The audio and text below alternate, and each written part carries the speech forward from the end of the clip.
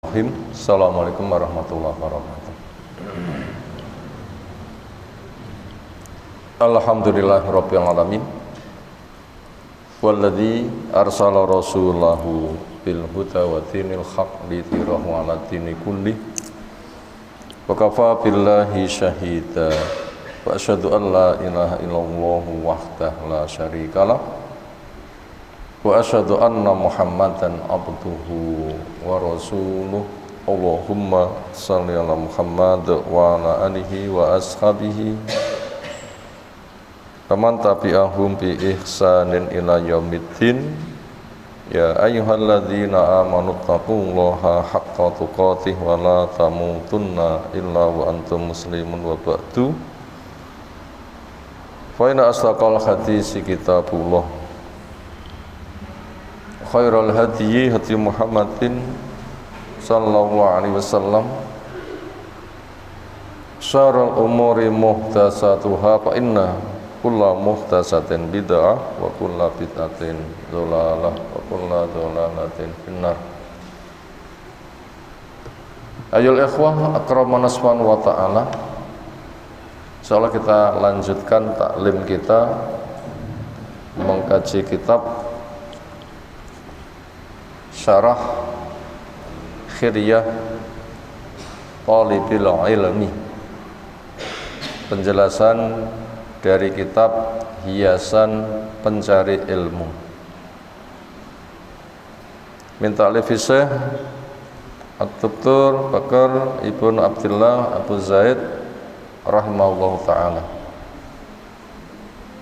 Sekarang kita masuk di bab yang ke-22 di halaman 133, yaitu at-talaqi anil mubtadi'i, mencari ilmu dengan cara hadir ke majelisnya, akhirnya bisa berhadapan langsung kepada guru, tetapi dia adalah ahli bid'ah. Bagaimana hukum berguru kepada ahli bid'ah? At-talaqi anil mubtadi'.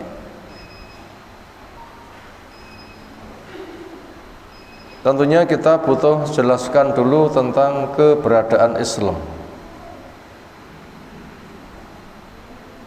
Tidak salah apabila kita mengenal lebih mendasar lagi tentang apa itu Islam. Masdar dari kata salima ikut wazan af'ala aslama, berbunyi aslama yuslimu islaman. Salah satu makna wazan itu adalah ad-dukhul fi syai', masuk pada sesuatu. Aslama berarti masuk Islam. Asbaha masuk waktu pagi. Amsa masuk waktu sore. Ahjaza masuk daerah Hijaz. A'roba masuk daerah Arab. Aswala minal ka'baini masuk wilayah bawah dari mata kaki. Itu makna bahasa seperti itu. Arti istilah tentunya luas karena penggunaan Islam itu luas. Bila dikaitkan dengan nama agama, Islam agama yang ada di sisi Allah. Sebagaimana firman-Nya, inna dina indallahil Islam, agama yang ada di sisi Allah itu adalah Islam. Yang semua nabi, semua rasul agamanya sama. Al-anbiya ikhwah wa dinuhum wahid. Para nabi itu bersaudara, agama mereka adalah satu. Bapaknya para nabi terbesar siapa? Nabi Ibrahim. Itu berpesan wala tamutunna illa wa antum muslimun. Jangan sampai kamu mati kecuali kamu masuk agama Islam. Itu di Al-Baqarah sekitar 132. Nabi kita ketika berdakwah juga sama. Ittaqullah haqqa.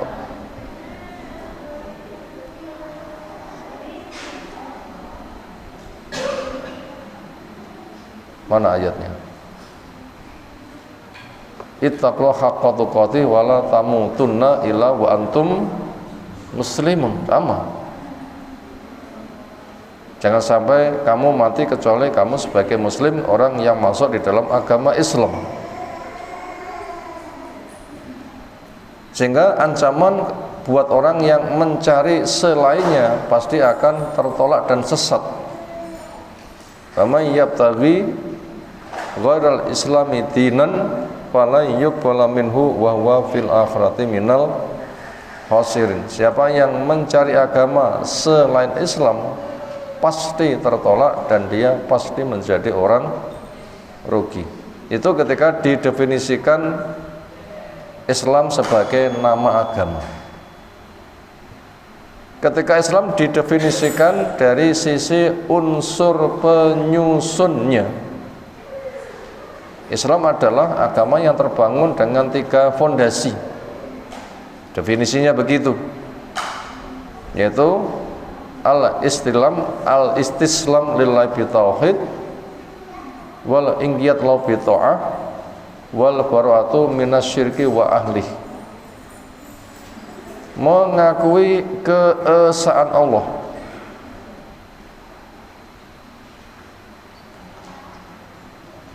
tunduk dengan melaksanakan kewajiban, bersih dari syirik dan penodanya. Ada 3 unsur. Istislam lillahi bitauhid, mengakui keesaan Allah, merujuk kepada surah Al-Fatihah. Itu ada 3 macam tauhid. Alhamdulillahirabbil alamin, itu tauhid rububiyah. Ar-Rahmanir Rahim maliki yaumiddin, itu tauhid asma wa sifat. Iyyaka na'budu wa iyyaka nasta'in, itu tauhid uluhiyah. Tauhid rububiyah adalah pengakuan kita bahwa pencipta, pengatur, pengurus, pemilik alam raya hanya Allah saja, yang semua makhluk punya. Tapi belum cukup bila yang dipunya hanya satu.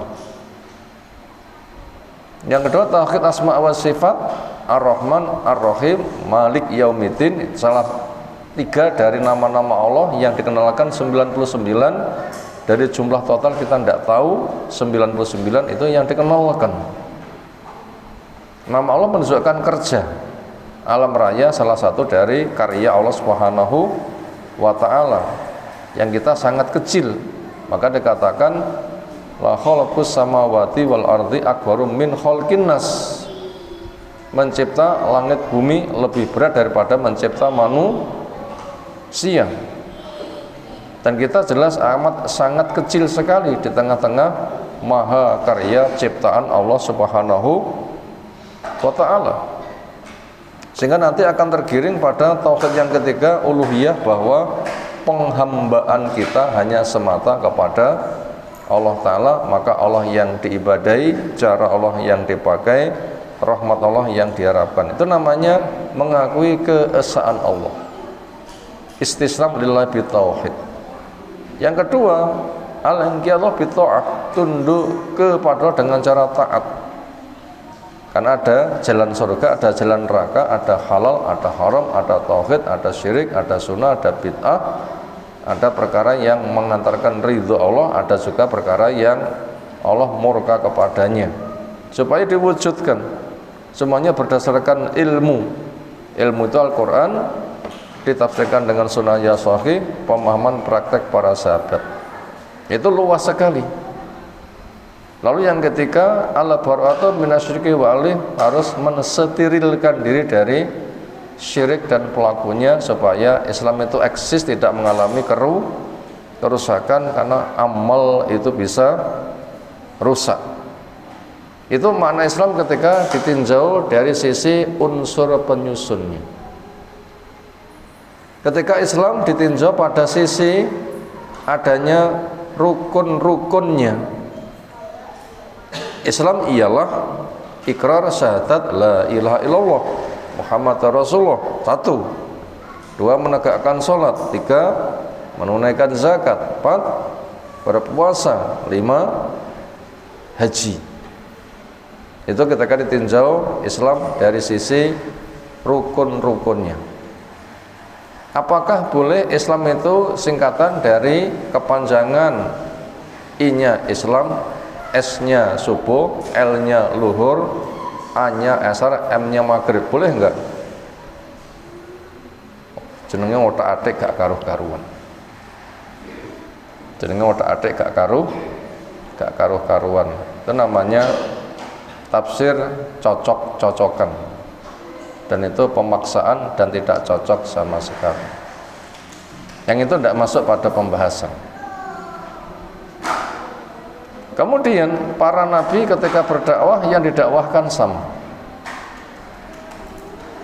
Ketika giliran nabi kita yang terakhir, profil Islam itu dalam bentuk sudah super sempurna.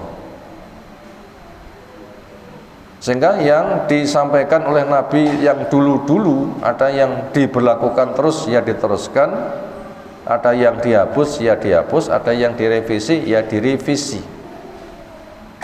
Makanya semua sisa-sisa pemeluk agama dulu, ketika mereka ketemu masa nabi kita diutus, maka harus ikrarnya sebagaimana yang dibawa nabi kita. Maka Nabi Isa nanti ikrarnya adalah syahadat la ilaha Muhammad Rasulullah. Sementara syahadat keislaman di masa Nabi Isa gimana? Asyhadu alla ilaha illallah, asyhadu anna Isa Rasulullah. Ketika Nabi Isa nanti diturunkan, akhirnya semasa dengan Nabi kita, dan itu sudah ketemu ketika Mi'raj. Ketika diutus tanda kiamat nanti, berarti mengikuti syariat Nabi kita, berarti syahadatnya dengan syahadat la ilaha Muhammad Rasulullah. Makanya orang yang pelanjut agama yang dulu-dulu ketika menjumpai masa keislaman yang dibawa Nabi kita harus masuk profil Islam yang dibawa Nabi kita. Makanya Allah menyebutkan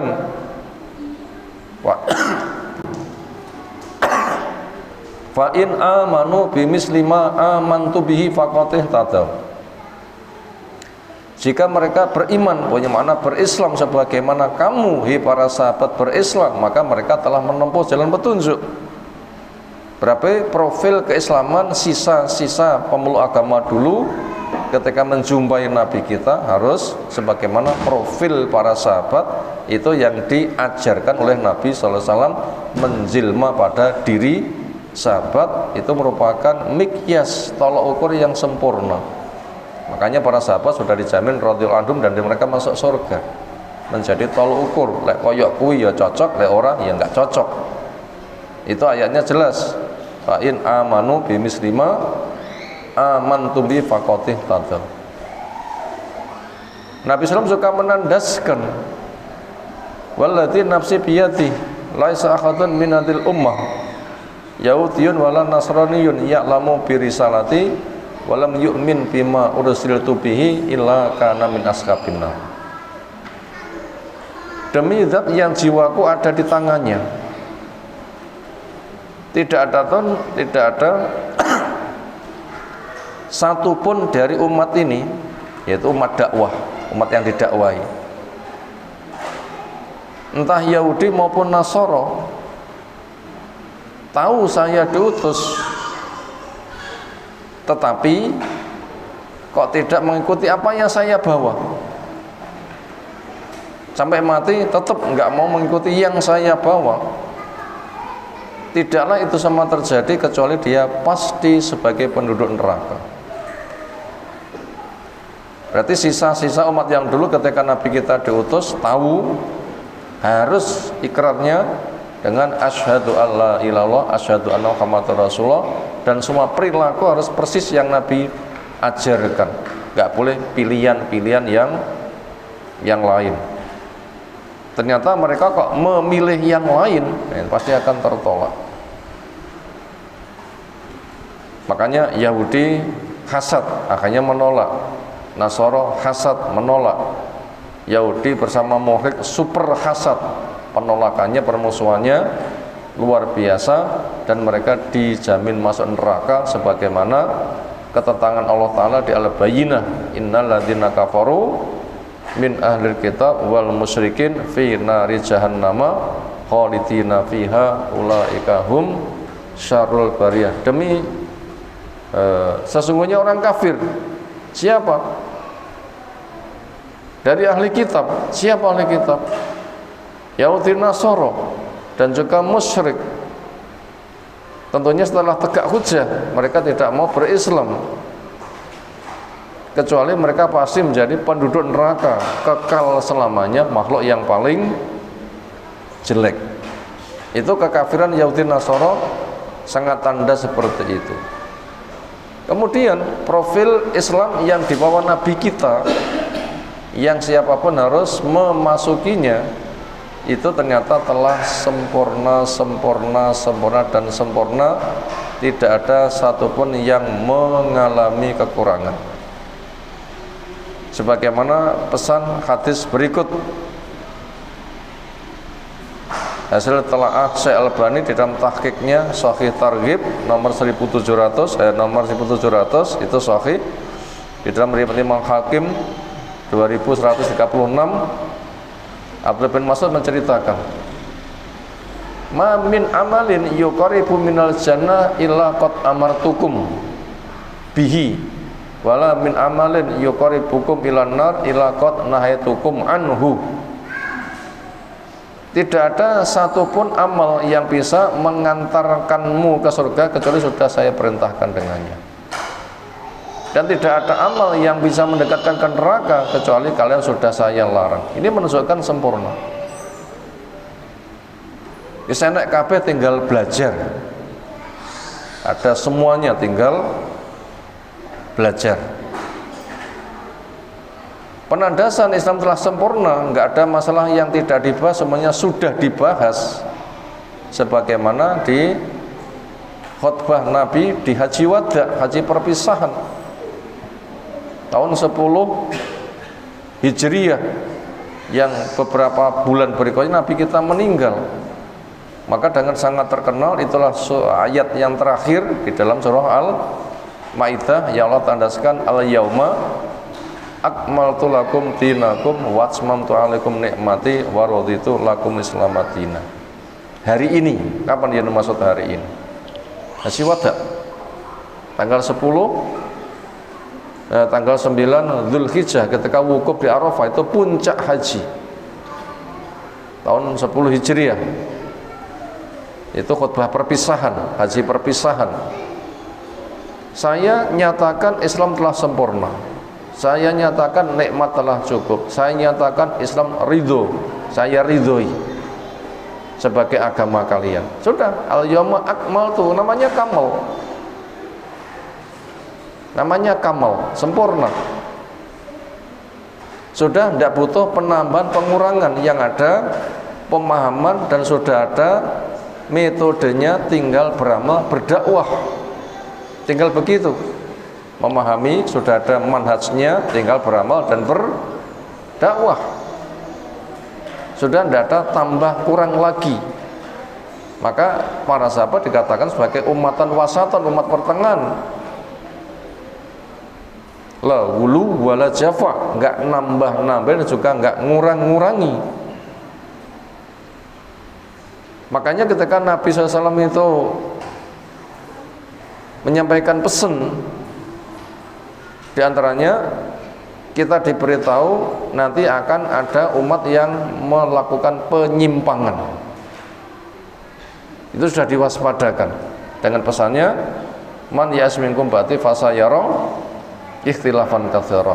Siapa di antara kamu hidupnya panjang, saya sudah mati, kamu belum mati, nanti akan melihat perselisihan banyak sekali. Alaikum bisunnati wa sunnatil khulafa ar-rasyidin al-mahdiyyin min ba'di. Maka supaya kamu selamat, pegangilah sunnahku, jalan kehidupanku. Bukan sunnah fikih, tetapi sunnah punya makna Islam. Profil Islam yang dibawa Nabi SAW itu pegangi. Dan juga para khulafaur rasyidin, Abu Bakar, Umar, Utsman, itu standarnya. Karena di masa itu Islam ketika dirubah masih kembali utuh lagi. Di masa Abu Bakar walaupun berduyun-duyun murtad, tetapi kondisi bisa normal kembali. Di masa Umar gak enak wong sing wani titit duit. Apa pasang blitar titit duit ya. Gak ada yang ada macam-macam. Semuanya itu tiarap. Kemudian di masa Utsman, nah itu baru dibunuh. Sejak terbunuhnya Utsman sudah tidak bisa dibendung. Sejak terbunuh Utsman tidak bisa dibendung. Di masa Abu Bakar terkendali, di masa Umar terkendali. Cuma Umar sebagai benteng dijebol. Akhirnya betul-betul jebol, banjir, tidak bisa dibendung dengan terbunuhnya Utsman. Nah, di masa Ali sudah perang Ali dengan Muawiyah, walaupun Ali yang benar, walaupun Muawiyah salah dimaafkan tanpa dicaci, karena itu adalah hasil ijtihad. Berikutnya semakin turun drastis dari kekhalifahan pindah ke keluargaan, lalu perang antar keluarga. Sekarang malah lebih parah lagi kondisinya, seolah Islam itu sudah tidak dipandang, tetapi tetap ada yang eksis, walaupun nanti juga akan ada muncul khalifah yang menyatukan umat dengan gaya nubuah sebagai tanda kiamat besar nanti di masa Nabi Isa alaihi assalam. Maknanya seperti itu. Kemudian kita lihat di masa Nabi SAW ketika Islam sedang berproses, cara kesempurnaan Islam ketika masih berproses itu ada hadis Nabi yang bersifat takriri. Karena hadis Nabi itu ada yang qauli, ada yang amali, ada yang takriri. Qauli itu ucapan Nabi, amali itu amalnya Nabi, takriri peristiwa terjadi Nabi mengokohkan. Ketika Nabi mengokohkan, ini Allah membuat proses di situ nanti dibikin kekokohan. Itu di masa wahyu Nabi masih hidup, di masa proses itu ada. Napa contohnya? Ketika i'tidal berucap sami Allahu liman hamidah Rabbana walakal hamdu, ada yang mengatakan hamdan katsiran thayyiban mubarakan fih. Lalu selepas dari sholat Nabi tanya, sapa sing muni ngono kemekai? Mengucapkan apa? Hamdan katsiran thayyiban mubarakan fih. Akhirnya ada mengatakan saya. Dikomentari, saya tadi melihat serombongan malaikat lomba mencatatnya. Ini bukan sahabat membuat ide agama, bukan, tetapi memang Allah membuat peristiwa namanya asbabul wurud yang menjadi ketetapan diridhoi Nabi apa enggak. Kalau diridhoi Nabi berarti jadi amalan, bila tidak ya perkara yang disingkirkan. Ternyata orang yang berusaha untuk nambah Islam diantaranya bertumpu dengan bahasa ini. Di masa Nabi saja ada sahabat yang ngarang agama, berarti asalkan itu baik kan diridhoi. Maka pada masa sekarang kan juga sama, yang penting api. Pokoknya api, andaikan Nabi tahu pasti ridho. Nah inilah cikal bakal bid'ah yang ada atas nama bid'ah hasan. Itu dari situ. Sehingga bahasa yang mereka pakai adalah ngarang, isinya dikesankan api, dikatakan andai Nabi masih hidup dan tahu pasti ridho. Akhirnya disitulah mereka mengokohkan agama. Gimana membantahnya?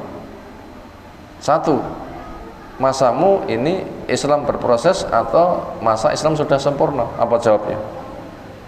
Masamu ini Islam sudah sempurna, bukan berproses. Yang kedua, masamu itu wahyu masih turun apa enggak?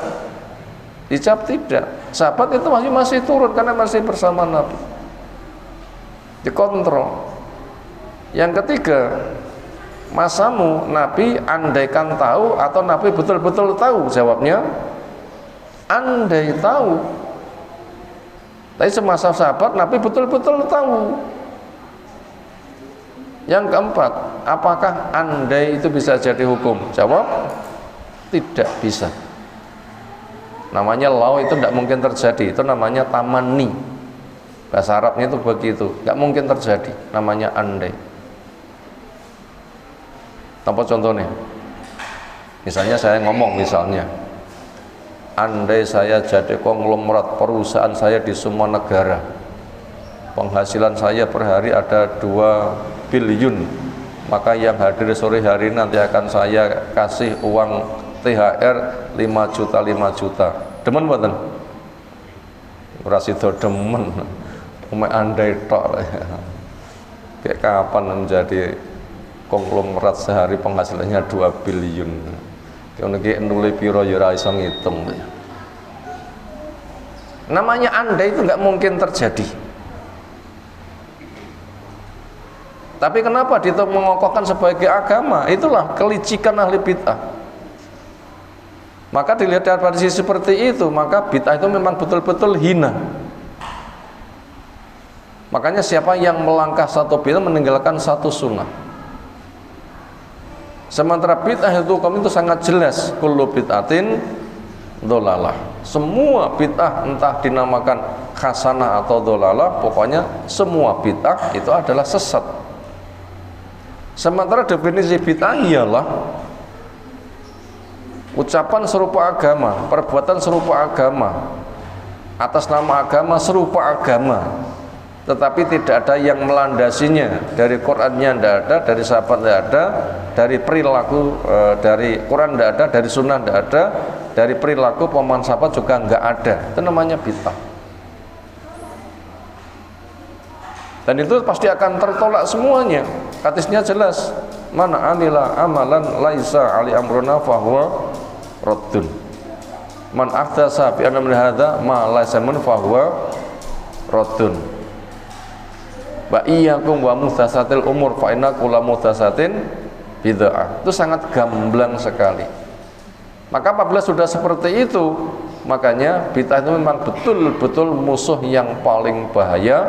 Makanya ketika muslim mencari ilmu, hukumnya haram, haram dan haram berguru kepada ahli bid'ah. Titik. Ini mukadimah yang panjang lebar. Hampir setengah jam telah kita sampaikan, menunjukkan sempurnanya Islam dan hinanya bid'ah. Ketika sudah segamblang itu, tidak ada alasan berguru kepada ahli bid'ah. Sekarang kita masuk kepada pembacaan materi.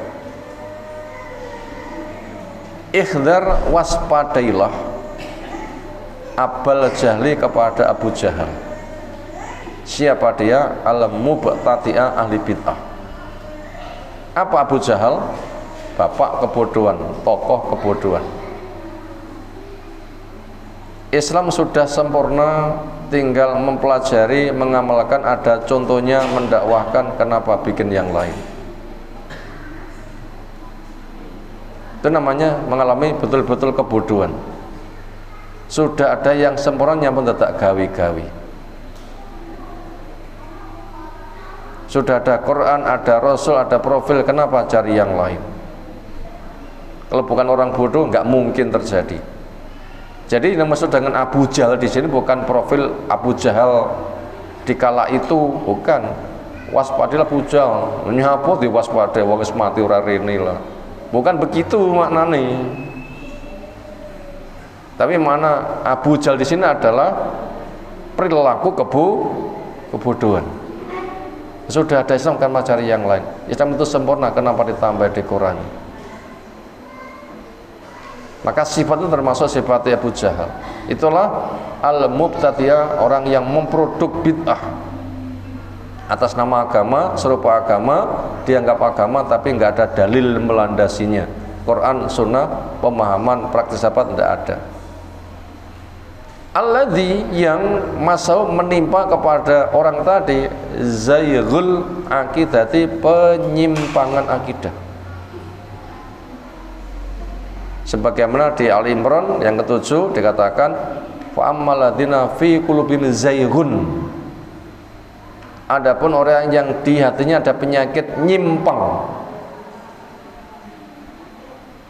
fayattabi'una ma tasabba minhu ibtighal fitnata wa ibtigha ta'wili wa ma ya'lamu ta'wilahu illallah. Ternyata mereka lebih suka menggunakan ayat yang mutasyabih. Tujuannya menimbulkan fitnah, caranya dengan mengadakan penyimpangan pemahaman.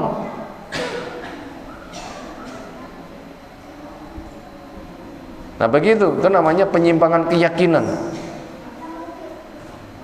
Tandanya lebih suka menggunakan ayat yang mutasyabih, tafsirnya dibawa sendiri, dari situ nanti timbul fitnah.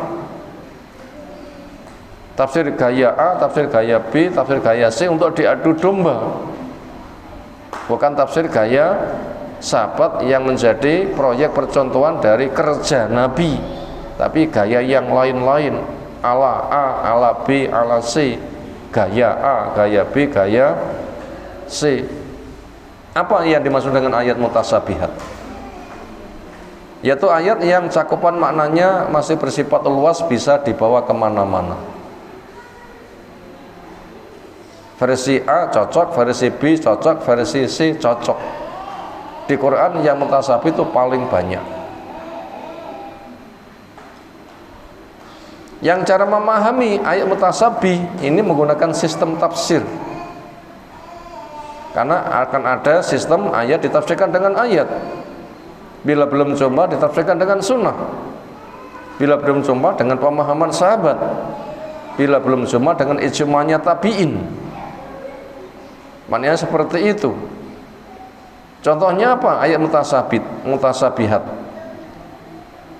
Contohnya ala inna auliya Allahi la khaufun alaihim wa lahum yahzanun.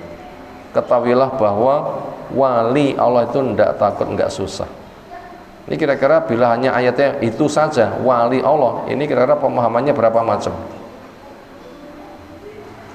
Definisi wali Allah gaya A, definisi wali Allah gaya B, dan semua gaya sejumlah makhluk berapa nanti maknanya? Gak karuan.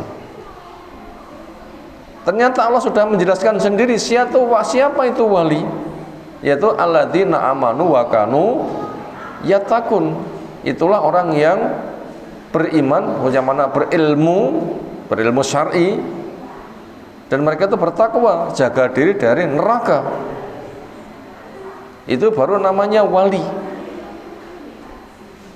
Itu wali Allah, mendekat kepada Allah dengan apa yang diwajibkan, menjaga dengan yang sunnah, sehingga nanti semua perilaku akan terjaga oleh ilmu yang dipelajarinya. Punya ilmu dijaga oleh ilmu, punya harta harus menjaga harta.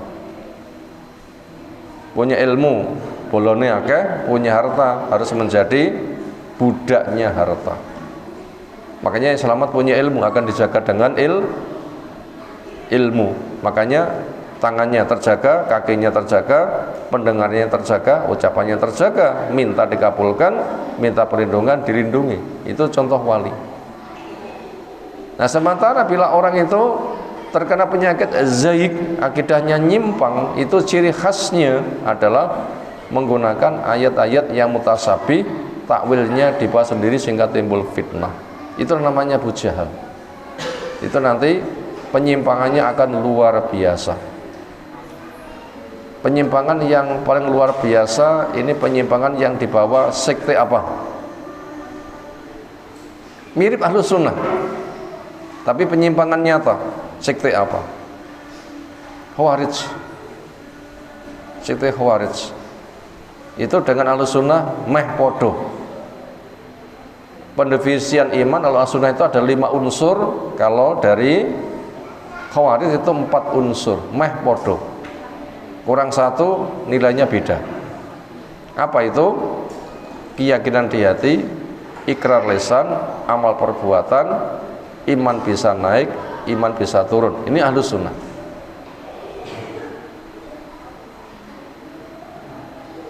Turun itu 2 macam, turun habis atau turun semata turun. Turun habis itu syirik. turun semata dosa, berada pada masyiah Allah, mungkin dihukum tapi nggak kekal di neraka atau dimaafkan.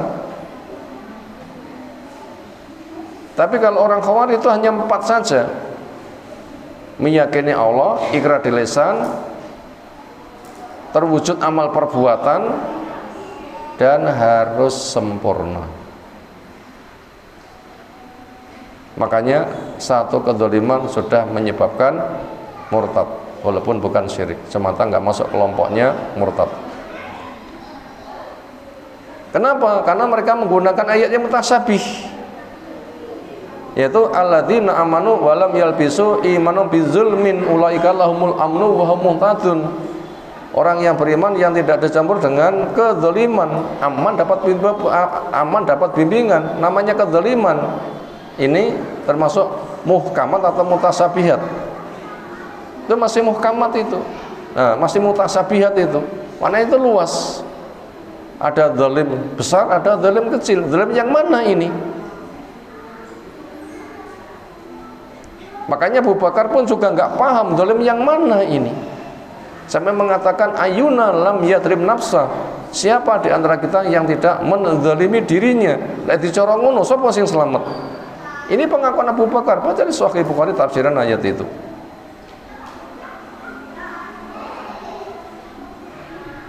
Makanya yang dipakai orang Khawarij ini imannya nggak boleh ada kedzaliman, nggak boleh dosa. Lah sapa sing perilaku keislamannya tidak pernah dosa? Ada. Akhirnya apabila ada itu mereka yang mengklaim surga. Itulah al-jamaah kelompok saya. Apapun perilaku pokok sudah gabung dengan kita dijamin surga. Nanti klaimnya seperti itu jadinya. Ini yang paling banyak memakan korban. Yang paling banyak memakan korban. Itu dalilnya tuh kuat sekali.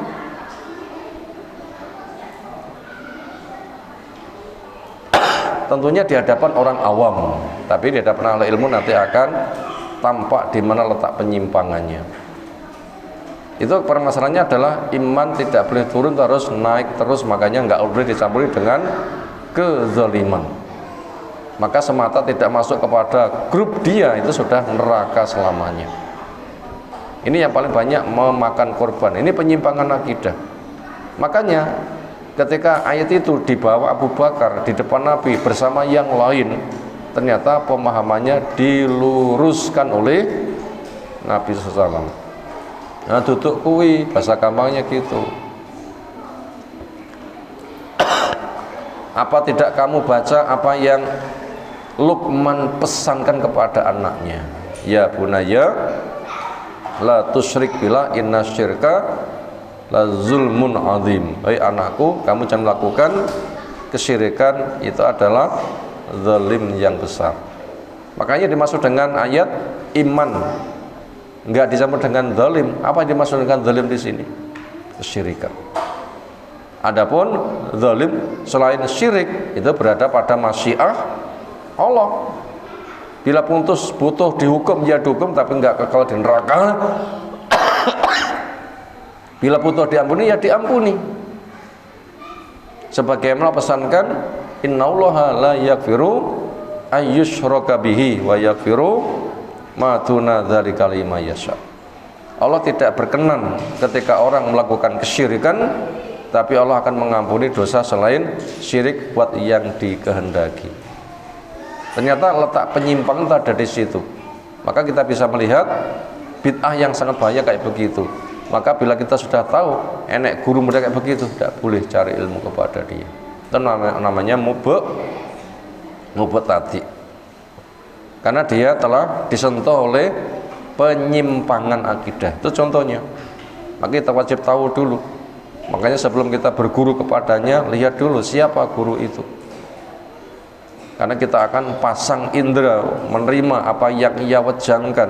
Kalau dia itu nyimpang, nah berarti racun yang dimasukkan, bahaya kan? Wa ghasyatu, dan menyelimuti kepada dia suhbul khurafat, alamnya khurafat. Khurafat itu rekayasa. Diambil dari ayat yukharifunal kalimam amma wadhi'i. Mereka ngotak-ngatik firman Allah dari makna yang semestinya. Mungkin diotak-atik harokatnya, diotak-atik i'rabnya, atau diotak-atik diimani sebagian, dikufuri sebagian. Tradisi siapa khurafat itu? Tradisinya Yahudi. Yuharifuna kalimah amawadhi'i, ngotak-ngatik dari kalimat yang semestinya. Apa contohnya? Di Sahih Bukhari ketika terjadi peristiwa perzinaan, lalu oleh Yahudi itu dicelorengi, disorai, diarak keliling. Nabi nanya kepada mereka, emangnya di kitabmu hukum berzina ngono? Mereka menjawab, iya. Sudah takhrif itu, ngotak-ngatik. Ada pakar mereka yang masuk Islam, sinten namanya? Abdullah bin Salam, yang sudah masuk Islam, dibisiki. Mereka punya syariat tentang hukum perzinaan. Makanya perintah saja ahli ilmu dari mereka untuk membacakan kitab. Ketika dibacakan kitab, ternyata ditutupi ayat zina, diwaca dhuwure, diwaca ngesori. Akhirnya Nabi dibisiki, dia itu nutupi tangannya, suruh ngangkat tangannya, apa yang tertutup suruh baca. Begitu tangan diangkat dibaca, enak toh. Itu contoh takhrif. Korupsi tafsir itu namanya takhrif. Korupsi tafsir itu namanya takhrif, ngerekayasa. Wah, itu sangat banyak sekali yang seperti itu.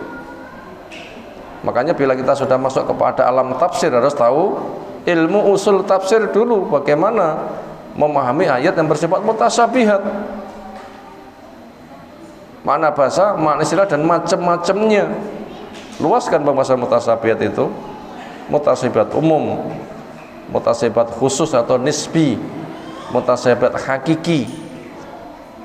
Ketika menafsirkannya nanti akhirnya biar jadi muhkamat kabeh, ada sistem maroji fi tafsir, ayat dengan ayat, belum jumpa ayat dengan sunnah, belum jumpa dengan pemahaman sahabat, belum jumpa dengan ijma'nya tabi'in, belum jumpa kembali kepada makna bahasa atau makna istilah, kembali ke situ.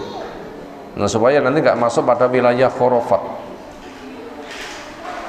Itu ciri khas mubtadi yang kita nggak boleh berguru kepada dia.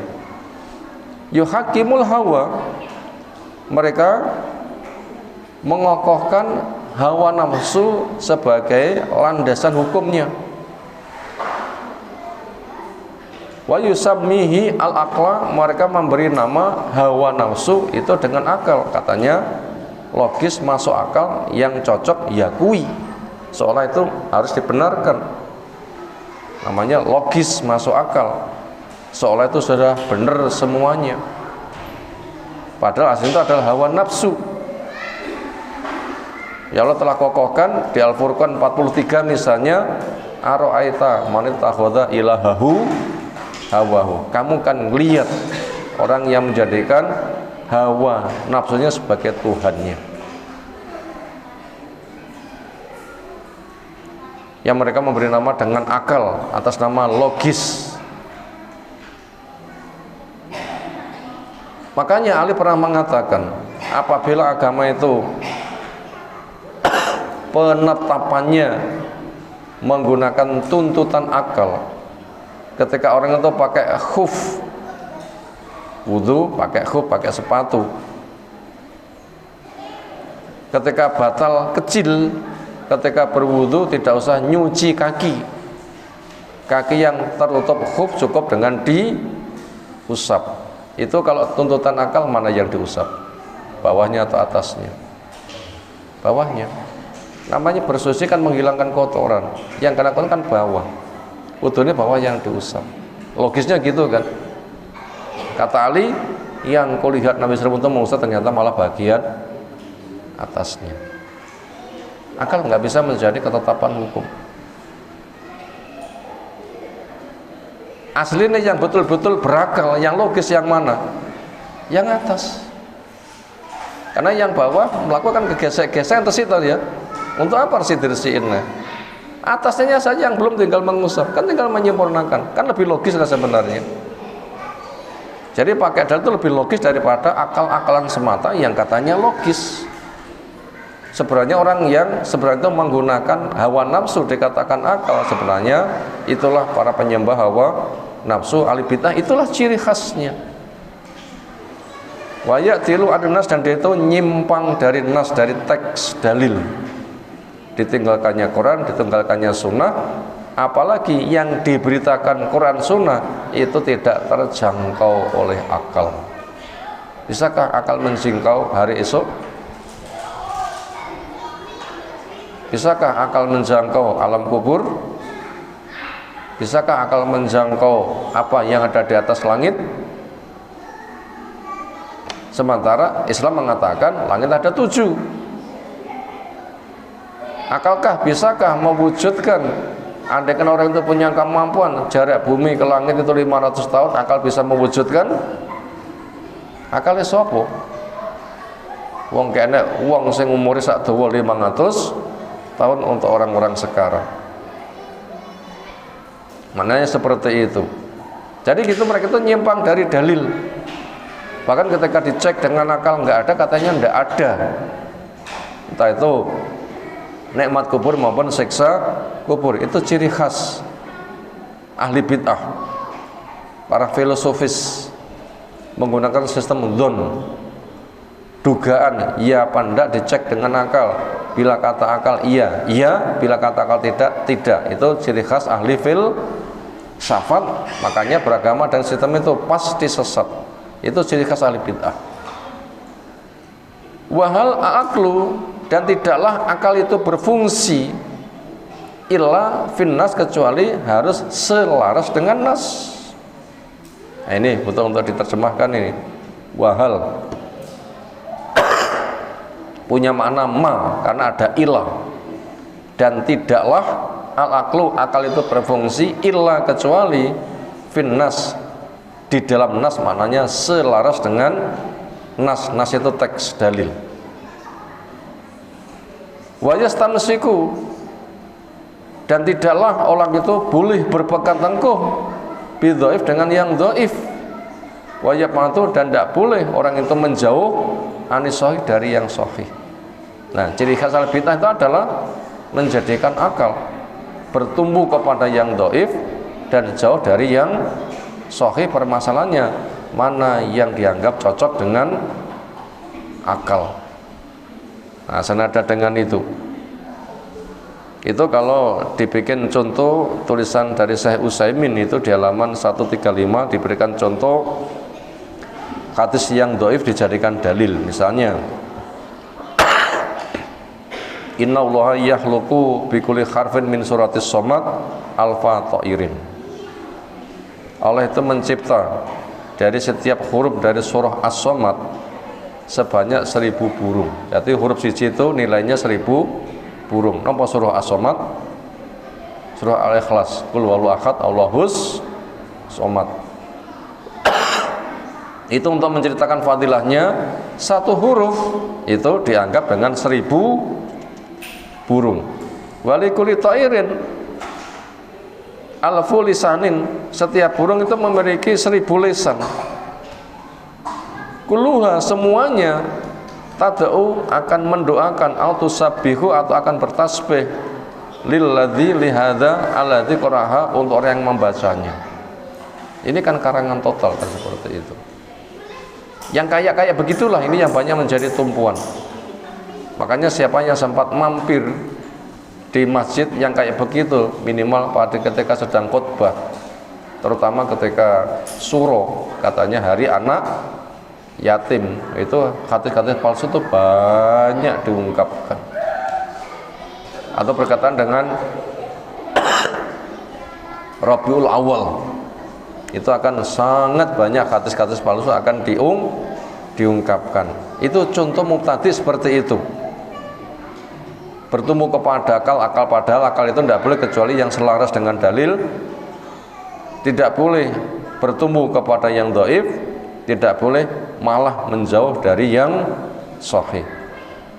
Makanya ahli bid'ah kayak begitu, tidak ada alasan untuk bisa diterima ilmunya.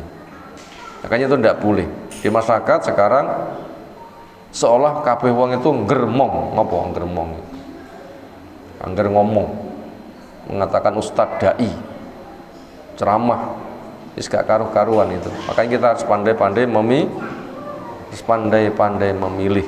Sampai Allah ditelepon aku polon malaikat mungkar nangkir dan macam-macam. Aku tadi polon malaikat menjaga neraka, nanti bila kamu ikut saya, kok ada malaikat berani memasukkan neraka, nanti kan saya hardik. Lah pembual kayak begitu di masyarakat tuh jumlahnya terlalu banyak, kayak dipiara saja untuk merusak kepada Islam yang semestinya. Itu contoh mubtadi. Wa yuqul lahum, dan dikatakan buat mereka aidan juga, selain sebagai Abu Jahal, selain mubtadi, mereka diberi nama apa? Dikatakan ahlus subuhat, para pengusung syubhat, yaitu menggunakan ayat-ayat yang mutasabih ditafsirkan sendiri untuk menimbulkan fitnah. Mereka juga disebut sebagai ahlul ahwa, para pengikut hawa nafsu. Walihada, karena itulah Ibnu Mubarak rahimahullah ta'ala Yusami memberi nama al-mubtadi'ata kepada yang memproduk bid'ah dengan as-saghir.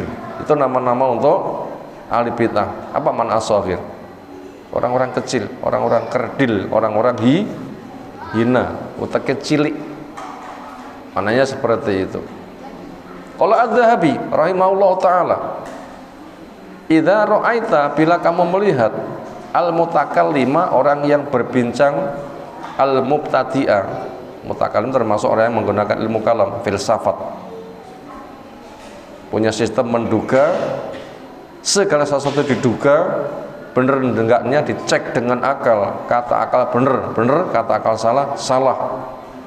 Itu namanya dasar ilmu filsafat. Bila kamu lihat orang itu ngomong kayak begitu, dia mubtadi', orang yang membuat bid'ah, yakul, dia punya ciri berikut, dakna, biarkan kami, minal kitab wal hadis, dengan dibuang kitab dan hadis. Semoy pada Quran dan Sunnah sudah ngemoy. Wahati al-akla, datangkan akal, itu yang dipakai. Fa'lam, bila kamu jumpa ada orang kayak begitu, ketahuilah annau, sesungguhnya itulah hakikat Abu Jahlin. Abu Jahal yang menokui. Banyak enggak sekarang Abu Jahal? Banyak sekali jumlahnya. Wa idza ra'aita, bila kamu melihat as-salika, orang yang menempuh atau hidiyah, ini orang sufi yang punya akidah wahdatul wujud, Allah menyatu dengan makhluk dengan dalil yang mereka paksa tafsirnya, wa huwa ma'akum ainama kuntum, Allah bersama kamu dimanapun kamu berada. Gimana pemahaman mereka tentang Allah? Allah bersama kamu dimanapun kamu berada. Itu masuk kategori bersenyawa. Air dimasuki gula, diseduk, sudah. Bila Allah itu adalah gula, sekarang menjadi persenyawaan bersatu dengan air. Kalau begitu saya minum Tuhan, gitu kan ya? Itu namanya kelompok apa? As-salik atau hidi, orang yang mengakui Allah itu menyatu dengan makhluk, atau pemahaman wahdatul wujud. Yakul, dia mengatakan da'na minan nakli, biarkan kami tanpa menggunakan dalil, wa minal akli, biarkan kami enggak menggunakan akal, hati berikan kepada kami adzauq, yaitu perasaan, wal wajda, dan emosi. Itu yang mereka pakai, hanya rasa, sudah enggak berakal mereka, luweh nemen. Fa'lam, ketahuilah annahu, orang yang kayak begitu hakikatnya adalah iblis. Malah lebih bahaya ini, iblis dia. Qad dzahara, di mana dia telah muncul bi surati basan, dalam bentuk penjilmaan manusia. Qad halafi, atau iblis menyatu dengan manusia. In jabunta, bila kamu lemah minhum, menghadapi orang itu seperti itu, fahrub, larilah. Ya kita harus lari darinya. Wa illa apabila tidak lemah tapi kamu kuat, fasrohu, gulat dia. Tapi kita tidak mampu gulat. Karena yang mampu gulat itu waliul amri, tangkap nanti bisa dihukum. Wabruk dan tindih dia ala sodrik di atas dadanya. Wakro baca kepada dia ayat kursi wahnughu dan cekik dia. Ini pemerintah punya kewajiban untuk memusnahkan orang yang seperti itu. Itu pesan Imam Adz-Dzahabi menghadapi ahli bid'ah. Makanya kesimpulannya orang mencari ilmu haram berguru kepada ahli bid'ah. Bagaimana berikutnya? Materi masih panjang, insya Allah bisa kita kaji di waktu berikutnya. Subhanakallahumma bihamdika asyhadu an la ilaha illa anta astaghfiruka wa atubu ilaik. Assalamualaikum warahmatullahi wabarakatuh.